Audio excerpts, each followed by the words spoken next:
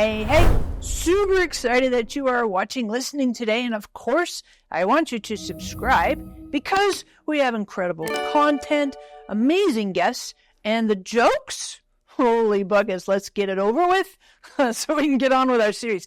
So your joke for today, what has 3 feet but cannot walk?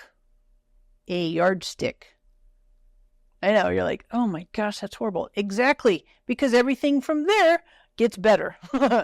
If you say so. So we're continuing our series on Road to Wholeness. Isabel and I, we've written a book called Road to Wholeness, and it's all about trauma, overcoming, healing from, and having redemption with trauma. So make sure you grab your copy. It's on Amazon, all that stuff. But this book is written about Jesus' parable on the Good Samaritan.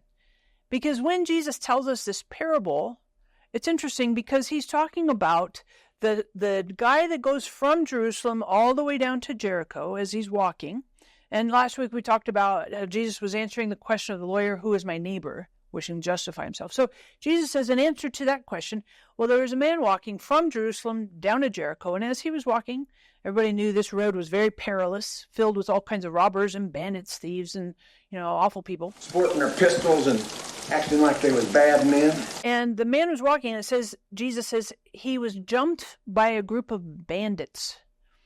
And it says they beat him up, left him half dead, and took all of his clothes. Now, when I speak to you about trauma, this is very integral into this parable because a few verses later it says that the Samaritan came and bound up the man's wounds. Wounds in the Greek is the word trauma. It's interesting because trauma in our world today is a huge buzzword. All of us have had various experiences with trauma, some recent, some from your distant past, your childhood. But trauma is a really big deal because trauma really affects our instincts, our outlooks, things we do and we don't do. I talked last week about me doing a backflip off of a trampoline when I was like 5. And now as an adult, I have real struggles doing anything backwards because of trauma. Like it can get stuck into your mindset. And so when you look at trauma and you're like, well, it has to be something like a backflip off a tramp or a car wreck is traumatic or a soldier who comes home from fighting overseas, PTSD.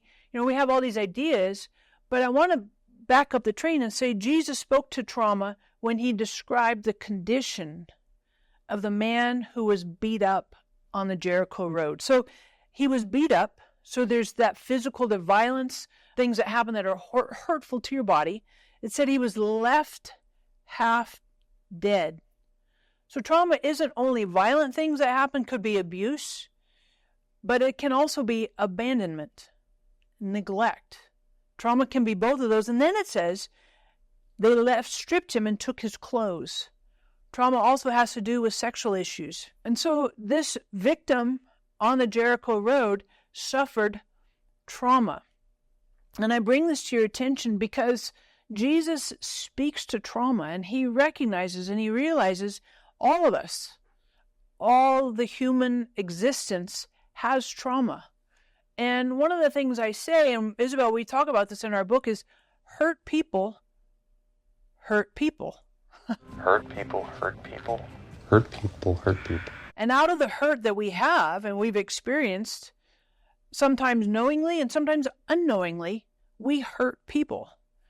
And so I want us to think about that because the trauma that you have experienced in life, be that from a car wreck, be that from hurtful words from a teacher, bad things from a parent or a sibling, maybe a neighbor. And if we're not careful, that same hurt that we have received, if we don't let it get changed and transformed, trauma that is not transformed is transferred. It's a really big deal. It's a really big deal because for myself, I've thought about this, and that last thing I want to do is transfer pain to somebody else. So we want to let Jesus transform, let Holy Spirit transform, to change, to heal. And that's what the story of the Good Samaritan is all about.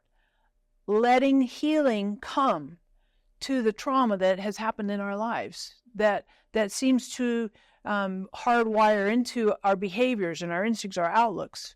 So I just want to encourage you today that Jesus has healing for the trauma that you have experienced in your life. So thank you for subscribing.